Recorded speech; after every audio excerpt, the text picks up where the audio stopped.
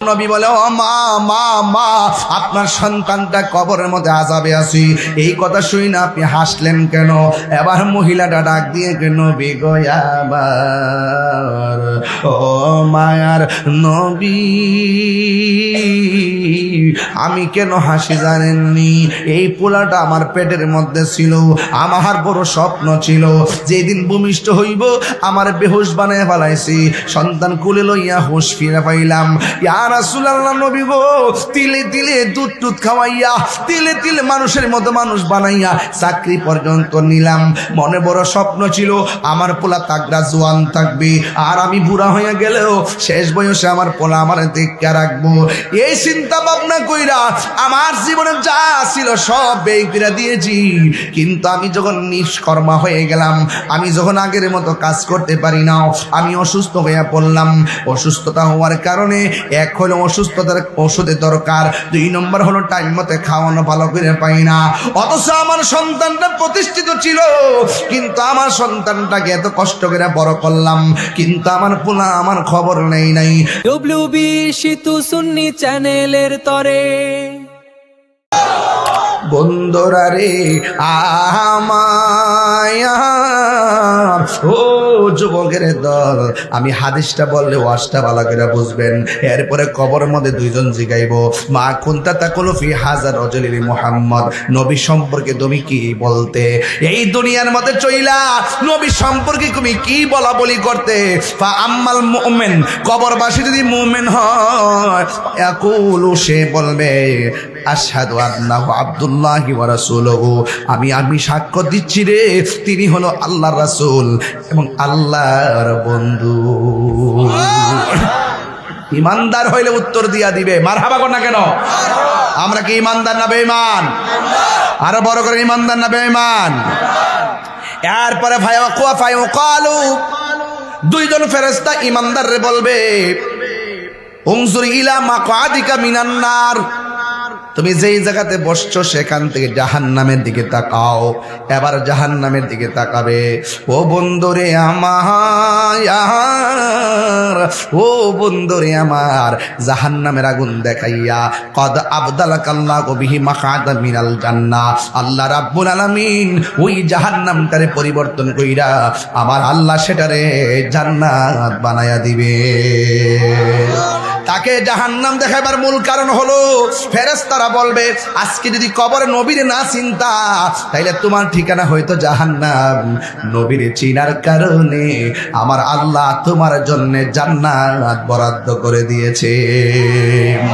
এখন প্রশ্ন হলো, ওয়া আম্মাল মুনাফিক, মুনাফিক আসেনি? আরো জোরে। মুনাফিক কাফের চাইতে আরো খারাপ। মুনাফিক কাফের চাইতো আরো খারাপ। কাফের তো দেখলে বোঝা যায়, চিনা যায়। মুনাফিক দেখলে ধরার কোনো রাস্তা, আপনার লোকে খাইবো, আপনার লোকে ঘুরবো, সুযোগ পাইলে বরাক বাস দিয়ে দিব। এই মুনাফিক সমাজে বহুত আছে। দেখবেন কিছু কিছু মুনাফিক মাহফিলে 10 টাকা দিব, দিয়ে আবার ভিসুরি ভিসুরি আবার ইন্ধনও দিব। হেমা দেওয়া আছে, আবার হেমা দেওয়া আছে। হ্যাঁ, দিনের বেলা আমি আপনার লোকে আছি, রাত্রেবেলা আমি তো এমনি গেছি। এইরকম মুনাফিকদের কারণে আজকে সুন্নিয়তের 12টা বাজে গেছে। কথা কোন ঠিক না বেঠিক? ও আম্মাল মুনাফিক ওয়াল কাফের, যদি মানুষটা কবরে মানুষটা মুনাফিক হয়, এরপরে তাকে বলা হবে ফায়াকালু লাহু মা কুনতা তাকুলু ফি হাযা রাজুল, কবরের মধ্যে যেই নবী আছেন তিনি সম্পর্কে তুমি কি বলতা? ফায়াকুলু, সে বলবে, লা আদ্রি, আমি কিছুই জানি না। মুনাফিক কই আমি কিছুই জানি না। দুনিয়াতে যেইভাবে মুনাফিকি করে, কবরের মধ্যে যাইয়া ফেরেশতার লগে মুনাফিকি করবে। ওই ফেরেশতারে সে কি বলবে জানেননি? সে বলবে, লা আদ্রি, আমি জানি না। নবীর আমি চিনি না, নবীর আমি বুঝি না। জোরে জোরে কি নাউজুবিল্লাহ বলা যাবে না? এরপরে সে বলতো, কুনতু আকুলু মা ইয়াকুলুন নাস, আমি নবীরে চিনি না, তবে মানুষ যা কইতো আমি তাই বলতাম। এইভাবে যখন কবরের মধ্যে উত্তর দিবে, ফায়াকালু লাহু, তাকে বলা হবে, লা দারাইতু ওয়ালা তালাইতা, তোমার কাছে কোরআন দেওয়া হয়েছিল, এই কোরআন পড়লা না কেন? ফায়ুদরাবু বিমাতারিকি মিন হাদিদিন দরবাতান, এরপরে কবরের ভিতরে একটা হাতুড়ি নামাই দিব। হাতুড়ি, জোরে জোরে কোন কিসের হাতুড়ি? এই হাতুড়িটা হবে লোহার হাতুড়ি। এই হাতুড়ি দিয়া মুনাফিকরে বাইরাইব। সাম্পা দাঁত ফালাইব, এমন ফিডাইব, ফিডানোর পরে ফায়াসিহু সাইহাতা ইয়াসমাউহা মাইয়ালিহি গায়রা সাকালাইন। গরু ছাগল যা আছে জীব জানোয়ার সব সিল্লির আওয়াজ শুনব। গায়রা সাকালাইন, দুইটা জাতি কবর আযাবের আওয়াজ শুনবে না। একটা হলো মানুষ আর একটা হলো জিন। জিন শুনবে না কেন, মানুষ শুনবে না কেন? এর কারণ হলো একটাই, আল্লাহ বলছেন ওয়ামা খালাকাতুল জিন্না ওয়াল ইনসা ইল্লা লিয়াবুদুন।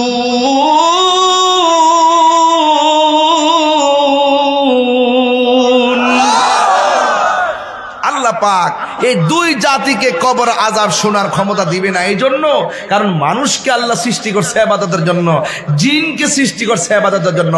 গরুর বিচার হবে না, কুত্তার বিচার হবে না, ছাগলের বিচার হবে না, বিচার হবে মানুষ আর জিন জাতির। কথা বলেন ঠিক কিনা? এই কোরআনে বলা হয়েছে মানুষ সৃষ্টির শ্রেষ্ঠ, আবার মানুষ পশুর চাইতে আরো নিকৃষ্ট। আঙ্গ সমাজের কিছু কাজ দেখলে দেখবেন পশুর চাইতে কত বড় নিকৃষ্ট। তার কাজ দেখলে বুঝবেন পশুর চাইতে নিকৃষ্ট। মুনাফিকে ভরপুর, আর গীবত বুহতান আর অসভ্য আচরণ, মুখের ভাষা শুনলে দেখবেন কত ধরনের বাজে মানুষ সমাজের মধ্যে আছে। কথা কোন ঠিক না বেঠিক? পরিষ্কার দেখবেন রাস্তাঘাটে চলতেছে, এর কথা শুনলে বোঝা যায় মানুষ মানুষই মনে হয় না। চলাফেরা করতেছে, বয়সও বাইরে গেছে গা, কথা শুনলে মনে হয় যেন একটা অসভ্য জাতি। এই ছেলেপেলেরা কি শিখবে? কি শিখবে ওরা? সমাজের নেতৃত্ব স্থানীয় ব্যক্তিবর্গ যদি আল্লাহওয়ালা না হয়, সমাজের নেতৃস্থানীয় ব্যক্তিবর্গ যদি ধর্মভীরু না হয়, আমাদের নেতৃস্থানীয় ব্যক্তিবর্গ যদি তাকওয়াবান না হয়, পরবর্তী প্রজন্মের কাছ থেকে ওই অসভ্য জাতি কখনো ভালো কিছু আশা করতে পারে না।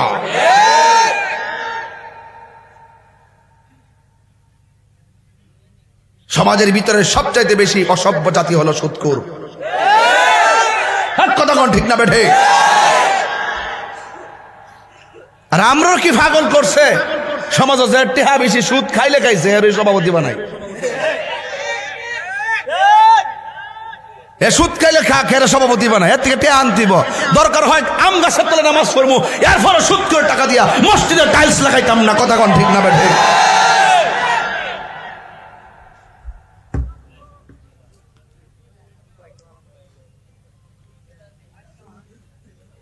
আমি যখন নির্বাচন করতাম বেশি, সাংবাদিকরা কিছু কিছু হলুদ পাতা সাংবাদিক একটা অপবস্থার কম মিলে সুদ খাই। সারা জীবন সুদ করে বাপ দেখাইছি আমি। এরা চাইতে যে আমার দইরা বুঝি ওই এর আব্বার বাঁচাইলে পারে। আমি কি দুম দিছি? আমি দুম দিছি?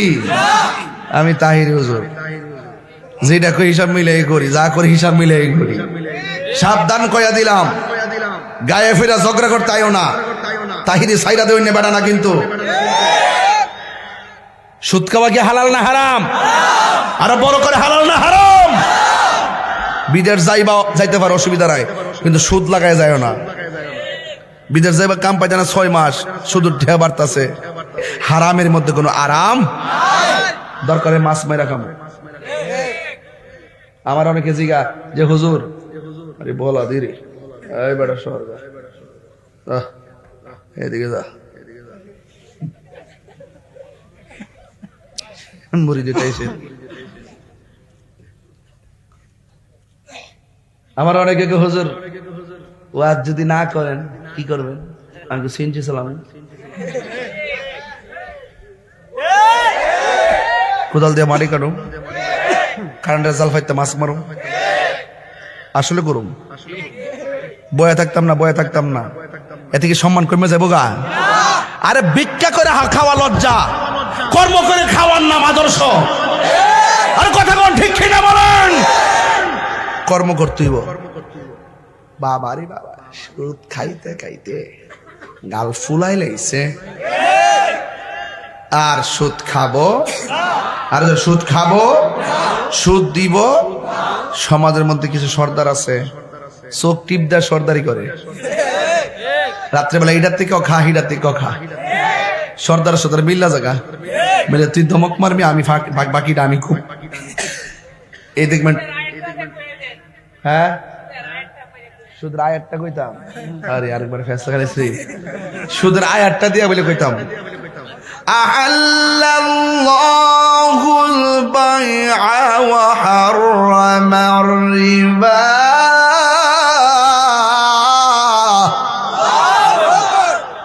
বুঝিনি পাগলা, তুমি যেই সালা একটু আমার আটকে বেলা লেগে কইছিলা যে আমার মনে আসেনি, পাগলা যাই কিছু তুমি। একটা সুদখোর বাজি কোটি টাকার মালিক হতে পারে, বাট মসজিদের সভাপতি হওয়ার যোগ্যতা তার নাই। আমার ফুলাফান্ডি কই? ফুলাফান্ডি আসেনি? তোমরা যদি একটা হও, তোমরা সব সতর্ক থাকতে হবে। টেহা আছে, ওই বেটা বালা কথা হয়েছে, এ বেটা টেহা আছে, এবার সুদ খাক আর ঘুষে খা। টেহা আছে, এবার আব্বাটা কেনে বানা, কথা কোন ঠিক না? একটা দুর্গ গড়ে তুলবে সমাজের ভিতরে। হ্যাঁ, সাবধান, আমরা হারাম খাবো, আমরা হারাম খাবো, ঘুষ দিব, ঘুষ নিব, আর রাশি ওয়াল মুরতাশি কিলাহুমা ফিন্নার।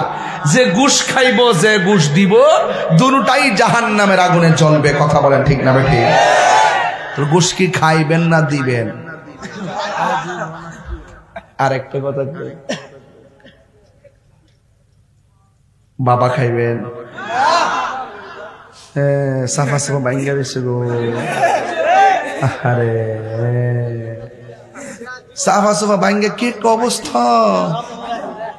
সাবধান, বড়ি চলবে না, ট্যাবলেট চলবে না, ইয়াবা চলবে না, ফেঞ্চি চলবে না, গাঞ্জা চলবে না, সুদ চলবে না, ঘুষ চলবে না, জিকির চলবে।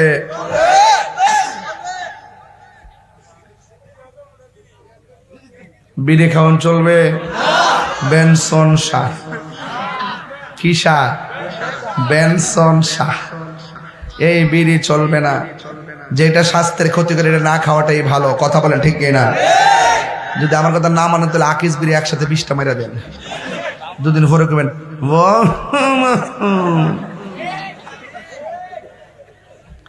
যেটা স্বাস্থ্যের ক্ষতি করে এটা খাওয়া যাবে।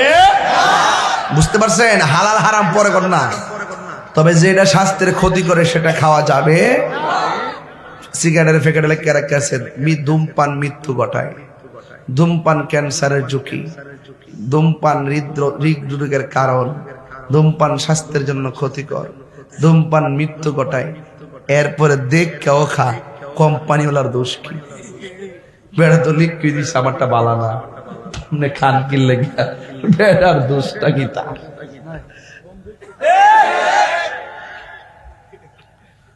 পরের জায়গা পরের জমিন, এই এই এই এই কই উড়স? ব না ব আল্লাহ কিন্তু সুযোগ দিছে, খালি ওয়াশটা করতেছি, নাইলে কিন্তু যে ঠাডা দেখছিলাম, যে শিলা বৃষ্টি গাড়ির উপরে পড়ছে, মনে হয়েছে শিলা বৃষ্টিতে মনে গাড়িটা মনে ছিদ্র হয়ে যাবো, এমন একটা অবস্থা ছিল। এই শিলা বৃষ্টি দেখে ফার্মের ভিতরে যাই ঢুকছি। পরের জায়গা পরের জমিন, ঘর বানায় আমি রই, আমি তো সেই ঘরের মালিক নয়। বল পরের জায়গা, আমি তো সেই ঘরের মালিক নয়। জমিদারের ইচ্ছা মতো দেই না জমি চাষ, তাই তো ফসল ফল না রে দুঃখ 12 মাস। জমিদারের ইচ্ছা মতো দেই না জমি চাষ, তাই তো ফসল ফল না রে দুঃখ 12 মাস। আমি খাজনা পাতি ছবি দিলাম, তবু জমিহীন আমার হয় যে নিলাম। আমি খাজনা পাতি তবু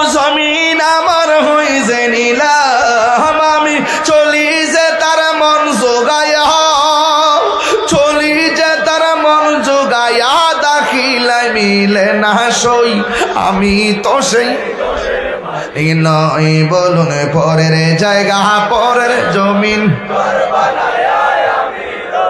আমি তো সেই ঘরের মালিক নয়, আমি তো সেই ঘরের মালিক নয়।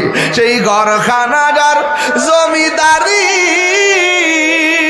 আমি পাই না তাহার হুকুম জারি, এই ঘরখানার জমিদারি আমি পাই না তাহার হুকুম জারি, আমি পাই না জমিদারের দেখা, আমি পাই না জমিদারের দেখা, মনের দুঃখ কারে কই, নয় বলো পরের জায়গা পরের জমিন, আমি তো সেই ঘরের মালিক নয়। একটা জবান বন্ধ রাখবেন না, মহব্বতে মায়ার সুরে বলুন সুবহানাল্লাহ। বন্ধুগণ আমার, কবর আযাব কি সত্য না মিথ্যা? আরো বড় করে বলো, সত্য না মিথ্যা? আমার নবী একদিন গুরুস্থানের মধ্যে গিয়েছে, নবী কবরের আযাব দেখার ক্ষমতা আছে না নাই? আপনি দেখেননি, আপনি কান্দন শুনেননি, যদি শুনতেন পাগল পাগল হয়ে যেতেন। মানুষ কবরে কয় আল্লাহ বাঁচাও বাঁচাও, আর পারি না আর পারি না, যদি আগে জানতাম বেনামাজি হইয়া কবর আইলে এত শাস্তি, জীবনে আর কোনদিন নামাজ ছাড়তাম না। আল্লাহ বলেন না রে না, আর দুনিয়ায় যাওয়া যাবে না, সুম্মা ইলাইহি তুরজাউন, আমি আল্লাহর কাছে মরণ পরে ফিরে আসলে আর যাওয়া যায় না। তবে কবর আযাব কেউ শুনে না, আল্লাহকে আমি যারা ইচ্ছে করি তারে শোনাই। আল্লাহ কোরআনে কয় ওয়া মা ইয়াস্তাবিল আহইয়া ওয়ালাল আমওয়াত। আল্লাহ রাব্বুল আলামিন বলেন, যারা জিন্দা যারা মুর্দা তারা কোনোদিন এক হতে পারে না। ইন্নাল্লাহা ইউসমিউ মান ইয়াশা, আল্লাহ যারা ইচ্ছে করে কবরে আযাব শোনার ক্ষমতা দেয়। এর মধ্যে একজন পয়গম্বর, তিনি আমার নবী আপনার নবী রাহমাতুল লিল আলামিন বলেন, আমি যখন গুরুস্থানে গেলাম দেখলাম কবরাইনে দুইটা কবরের মধ্যে ইউআযিবানে আযাব হইতেছে, দুইটা কবরের মধ্যে আযাব হয়। নবীর জিগায়, নবী গো নবী গো নবী গো কেন আযাব হয়? আমার নবী আপনার নবী বলেন, একটা কারণে আযাব হইতেছে, একটা কবর মানুষ প্রস্রাব করে পানি নিত না, 2 নম্বর কবরে আযাব হইতেছে ওই মানুষটা চুগলখড়ি করত, মুনাফিকি করত, এই জন্য কবরে আযাব হইতেছে। আল্লাহর হাবিব খেজুরের ডাল আইনা কবরে লাগাইয়া দিয়া কয়, কি কয় জানেননি? আল্লাহর হাবিব বলেন, যতদিন পর্যন্ত খেজুরের ডালগুলো জিতা থাকবো ততদিন পর্যন্ত কবর আযাবকে হালকা করে দেওয়া হবে। বন্ধুরে, এখানে নবীর খেলা কেমন জানেননি? আমার নবী কবরের উপরে নিচের খবর জানে, দেখে দেখে দেখে। তাইলে নবী যদি মাটির উপরে দেখে, মাটির নিচে দেখে, নবী মদিনা থেকে আমাদেরকে দেখার ক্ষমতা আছে না না? এই জন্য সবসময় আদবের দরকার আছে না না? আল্লাহর হাবিব বলেন, আমি দেখতেছি কবর আযাব চলতেছে, এটা হলো বর্তমান। ভাই কেন আযাব হইতেছে? ভাই প্রস্রাব করে পানি নিত না, চুগলখড়ি করত, এটা হলো অতীত। আর একটা হলো ডালগুলা যতদিন পর্যন্ত জিন্দা থাকবে ততদিন পর্যন্ত কবর আযাব হবে না, এটা হলো ভবিষ্যৎ। এই জন্য মা কানা ওয়া মা ইয়াকুন, আমার নবী আপনার নবী অতীত বর্তমান ভবিষ্যৎ আল্লাহ মাকা মালাম তাকুন তালাম, আমার নবী অতীত বর্তমান ভবিষ্যৎ সব জানার ক্ষমতা আছে না না? নবীরে সম্মান দিয়েছে কে? বন্ধু, আমার নবী আপনার নবী কবরের পাশে গেলেন, আযাব হইতেছে। আর একটা নতুন গুরুস্থানে গেলেন, বনা বাসা কয়েকটা কবর দেওয়া হলো। ওইখানে যাইয়া আমার নবী ফাতাবাসসামা রাসূলুল্লাহ সাল্লাল্লাহু তাআলা আলাইহি ওয়াসাল্লাম, আমার নবী মুস্কি হাসি দিলেন। সাহাবীরা ডাক দিয়া, আল্লাহ গজুর হবে, সাহাবীরা ডাক দিয়া কয়, ইয়া রাসূলুল্লাহ, ইয়া হাবিবাল্লাহ, নবী গো, ও মায়ার নবীজি, আপনি গোরস্থানের মধ্যে আসলেন, আসার পরে দুইটা চিত্র দেখলাম। একটা দেখলাম আপনি হাসতেছেন, কারণটা কি? আরেকটা কবরের পাশে যাইয়া কান্না করলেন, তার কারণটা কি? আল্লাহর হাবিব বলে, ও সাহাবীরা, আমি নবী যাহা দেখি তোমরা তা দেখো, আমি নবী যাহা শুনি তোমরা তা শুনো, আমি নবী যাহা বুঝি তোমরা তা বুঝো না। ও সাহাবীরা, আমি কবরের দিকে তাকাইয়া কেন হাসছি জানোনি? আমি দেখলাম ওই কবরের ভিতরে যে মালাস আছে, যে মুর্দারটা আছে, আমি তাকাইয়া দেখলাম আমার আল্লাহ এই মুর্দার গুলার নিচে জান্নাতের গালিচা বিছায়া রাখছে, আর আমার প্রেমিক গুলা বিছানার মধ্যে ঘুমায়া রইছে। আমার উম্মতের আনন্দটা যখন আমি দেখছি, সুখের ঠিকানা যখন দেখেছি, আমি আর আনন্দের হাসি ধরে রাখতে পারি নাই। এবার সাহাবী ডাক দিয়ে বলে, নবী গো, নবী গো, নবী গো,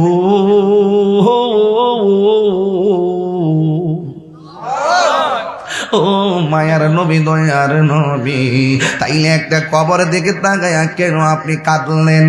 এবার আমার নবী আপনার নবীকে, সাহাবীরা রে, কেন কাঁদছি জাননি? আমি তাকায়া দেখতেছি ওই কবরের মানুষটার মধ্যে জাহান্নামের আগুন ধরায় দেওয়া হয়েছে। আমি নবী তো রাহমাতুল লিল আলামিন, কেন তাহিরি নবী নবী করে উম্মতের কষ্ট নবী সহ্য করতে পারে না?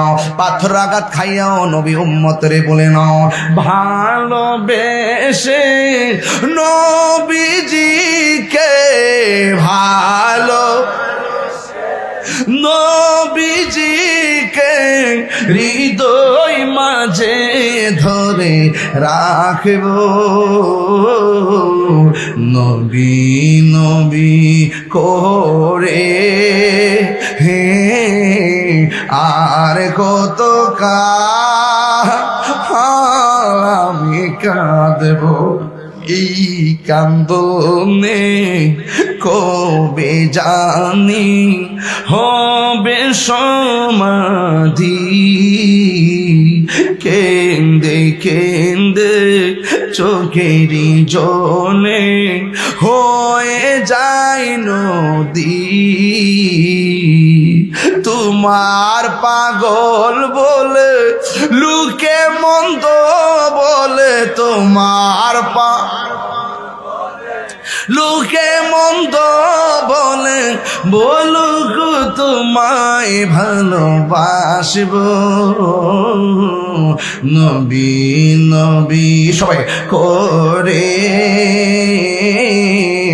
আর কত কাল আমি কাঁদব, নবী নবী করে হে আর কত কাল আমি কাঁদব। একটা জবান বন্ধ রাখবেন না, আমার নবী কবরের আযাব দেখার ক্ষমতা আছে না নাই? আল্লাহর হাবিব ডাক দিয়ে, ও সাহাবীরা, যাও যাও বাজারের মধ্যে যাই এলান করো, এই গুরুস্থানে যতগুলা মানুষ শুইছে তাদের অভিভাবক গুলা যেন কবরের পারে আইসা দাঁড়ায়। সাহাবারা মনে মনে কয় যে এই কবরের দাঁড়ায় নবী কাঁদছে, এই কবরে না জানি কে আইসা দাঁড়া। সব সাহাবীরা ওই কবরের পারে দাঁড়ায় দাঁড়ায় রইছে, কোন মানুষটা এই কবরের পারে আসে। সব সাহাবীরা বাজারের মধ্যে যখন এলান করলো, ওই মুহূর্তে সব মানুষগুলো যার যার কবরবাসীর পাশে এসে দাঁড়ায় গেল। সাহাবায়ে কেরাম বলেন, আমরা তাকায়া দেখলাম যে এই কবরের মধ্যে দাঁড়ায় নবী চোখের পানি ফেলায় কাঁদছেন। আমরা দেখতে চাই ওই কবরের পারে এসে কে দাঁড়ায়। ঘন্টার পর ঘন্টা চলে গেল, কেউ আসতে দেখা যায় না। হঠাৎ করে সাহাবীরা তাকায়া দেখতেছে ওই কবরের পারে অন্য কেউ আসে নাই। কে আসছে জানেননি? ওই কবরের পারে যিনি এসেছেন তিনি হলো একজন বুড়া মহিলা, লাঠি ভর কইরা কইরা কবরের পারে এসে দাঁড়ায় গেছে। আল্লাহর হাবিব ডাক দিয়া বলে, আল্লাহ আকবার হবে। আল্লাহর হাবিব ডাক দিয়া কয়, মা গো, ও মা, আপনি কবরের পারে এসে দাঁড়াইলেন, কিন্তু আমি নবী জানতে চাই এই কবরের বাসিন্দাটা আপনার কি হয়? ওই বুড়া মহিলা থরথর করে কয়, দাঁতগুলা পড়ে গেছে, প্রায় মুরব্বী হয়ে গেছি। ওই বুড়া মহিলা কয়, হুজুর, ও হুজুর, নবী গো, এই কবরের মানুষটা কে হয়ে জানেননি? এটা হলো আমার জাদু মনির কবর।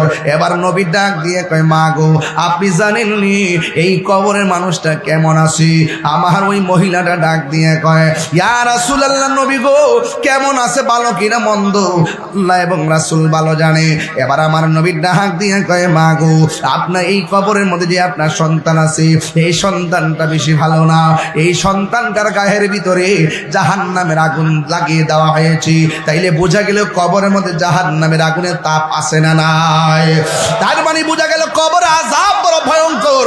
ইস্তানজিহু আনিল বাউলে ফাইন্নাহু আম্মাতু আযাবিল কবর। এই কবরের ভিতরে যারা প্রস্রাব করে পবিত্রতা অর্জন করে না, তাদের শাস্তি হবে অনেক বেশি। যারা মুনাফিকি করে, তাদের শাস্তি হবে অনেক বেশি। কিন্তু এখানে শাস্তিটা বড় বিচিত্র। এবার আমার নবীরা ডাক দিয়ে কয়, মা গো, আপনার পোলার গায়ের মধ্যে তো জাহান্নামের আগুন জ্বলতেছি। যেই মাত্র এই কথা শুনলেন, ওই মহিলা সন্তানের কষ্ট শুই না চোখের পানি ফালায় কান্না করে নাই, বরং মুচকি মুচকি হাসি দেওয়া শুরু করে দিয়েছি। এই মুহূর্তে যদি আমার মাথার মধ্যে রক্তাক্ত হয়, আমার মা যদি ভিডিও কলে আমার মাথা রক্ত দেখে, আমার মা বাবা গোকে একটা চিৎকার মারবে। কিন্তু এই মহিলাটা দেখেন কেমন শক্ত। আমার পোলা আমার খবর যখন নেই না, আমি একবার বললাম, পুত্রে এই জন্য তোরে লেখাপড়া করাইলাম, এরপরে সন্তান আমার খবর নেই না। দ্বিতীয়বার যে গেলাম, বাবা,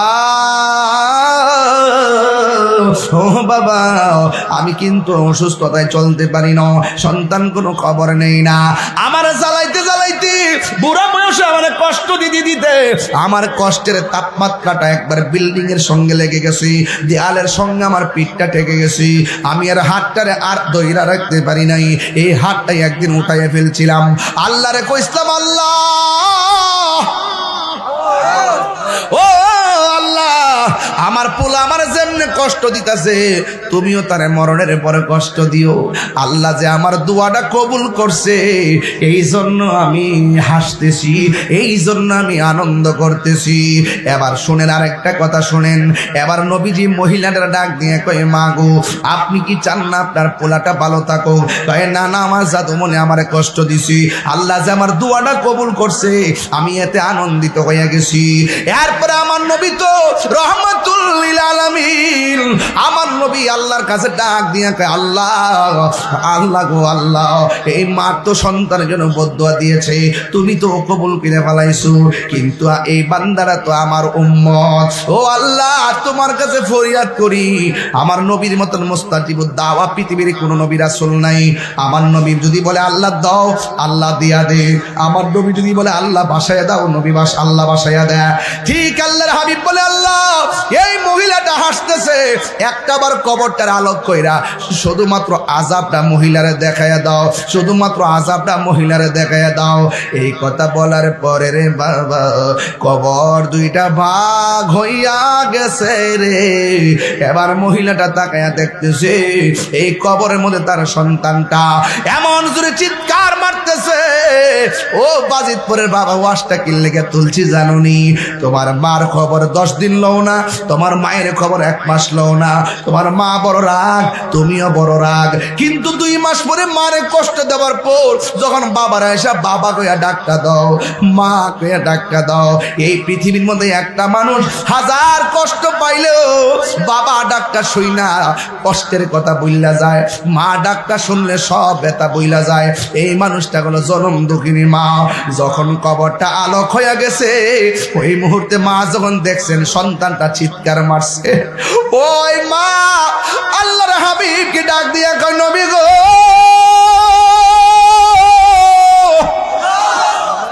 আমি কি জানতাম আমার সন্তানের জন্য বদদুয়া দিলে আমার জাদুমণি রে এমন ভাবে কবরে কষ্ট দিব। নবী গো, আমার পোলারে কন্যা মাফ করে দেওয়ার জন্যে ও বাজিতপুরের বাবা, ও চাঙ্গাহাটির বাবা, শাহপুরের বাবা, দেখছুনি মা কি জিনিস রে বাবা। রমজান মাসটা যে গেছে 10 প্রকার 12 প্রকার আইটেম দিয়ে ইফতার করছো, আর মা দুঃখিনী 1 গ্লাস পানি পান করে ইফতার করছে, কোনো খবর মার নিলা না। এমন অনেক সংসার আছে, কান্দ কেন? কয় হুজুর সারা জীবন মার সালাম করে ঈদের মাঠে যায়, এইবার মারে সালাম করতে পারি নাই। কই মা দুঃখিনী কবরে চলে গেছে। নিঃস্বার্থে ভালোবাসে শুধু আমার মা, ববে যার তুলনা নাই। নিঃস্বার্থে ভালোবাসে শুধু আমার মা, ববে যার তুলনা নাই। সেই মা তোমার চলে গেলে গো, সেই মা তোমার চলে গেলে সার হইব কান্দন। এই জগতে কেউ হবে না মায়েরই মতো, এই জগতে কেউ হবে না মায়েরই মতো। মা তোরা পন কইর যতন, মা তোরা পন কইর যতন, মা অমূল্য ধন।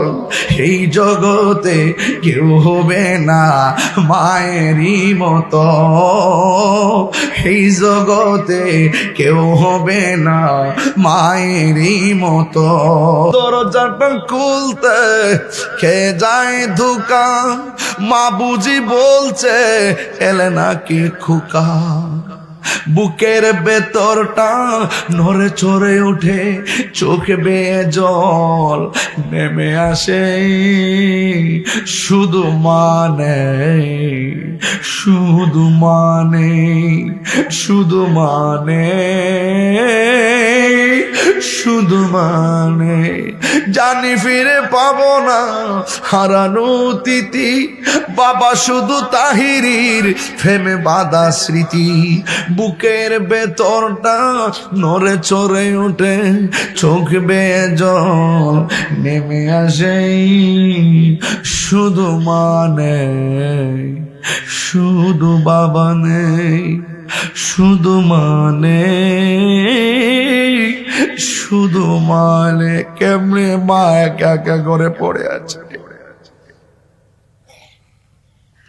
কেমনে বাপটা 6টা বছর ধরে বাসের জারি তলে একলা একলা পড়ে আছে, বাপের কথা কেউ কয় না।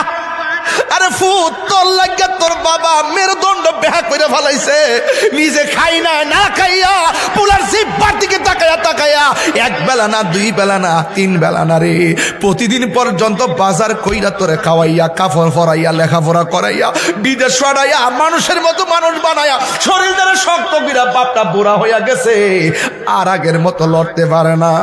ওই আব্বাই আমার খবরে আর আজাব দিও না, বলো আব্বাই আমার খবর ইয়ার আজাব দিও না, বলো দাদা দাদির খবরে আর আজাব দিও না।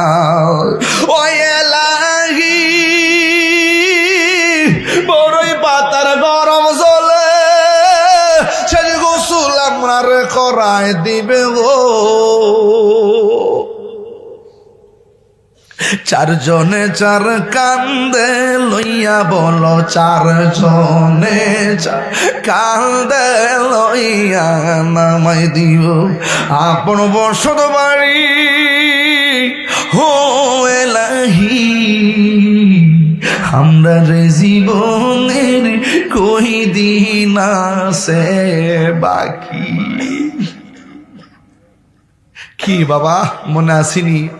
আপনার সাথে বইয়া চাষ টলে চা খাইছে, এই মানুষটা আজকে কবরে শুয়ে রয়েছে।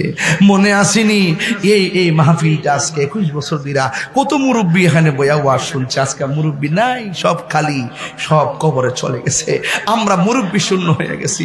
ও যুবক পোলাপান, ও আমার কিশোর বয়সের পোলাপান, এই সমাজে যারা মুরব্বী আছে এদেরকে সালাম করবেন।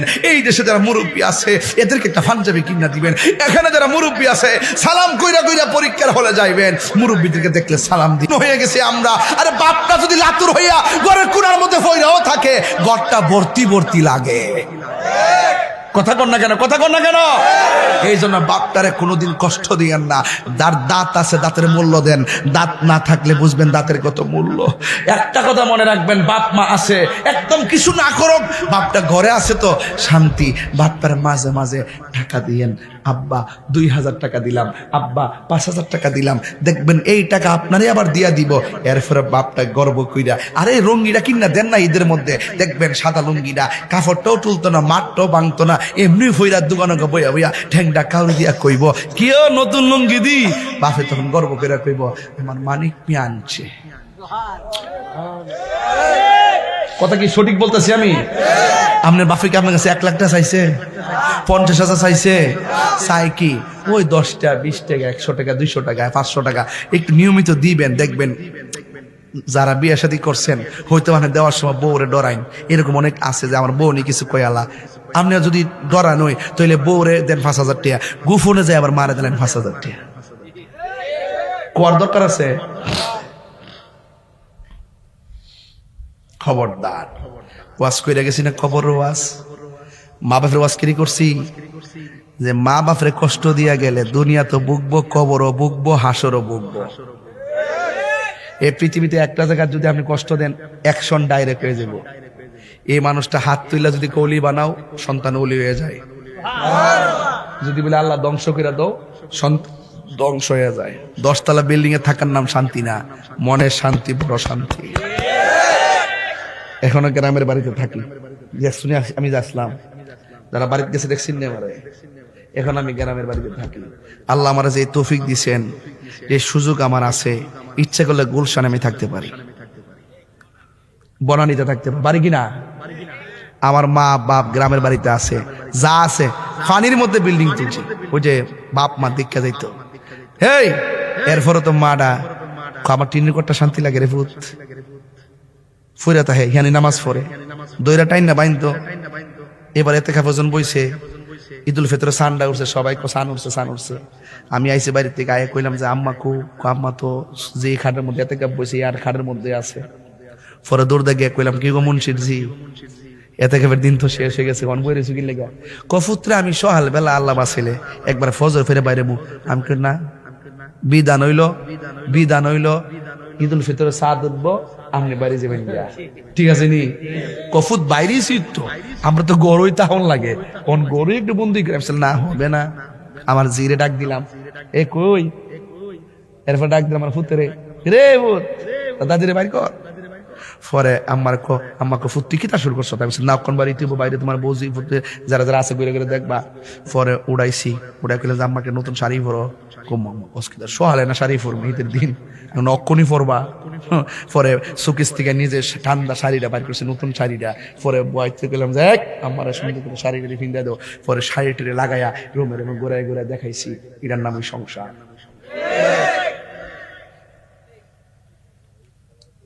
এই কথা কি আমার বাইত শুনতো না? একটা কথা তো বেজাল আছে, সাবধান হয়ে গেলাম। এই পৃথিবীতে একটা মানুষ আপনার নিঃস্বার্থে দোয়া করব, এই মানুষটা হইল আপনার মা। কথা কন ঠিক কিনা? এই কথাগুলো কি খারাপ লাগতেছে? এই কথা এমনি বাঙ্গা কেউ কইতো না রে বাজান। বাপটারে সম্মান করেন, আর দোকান ফাটে মুরব্বীরে দেখলে আল্লাহর রাস্তায় একটু আদব করে কথা কইেন। বহুত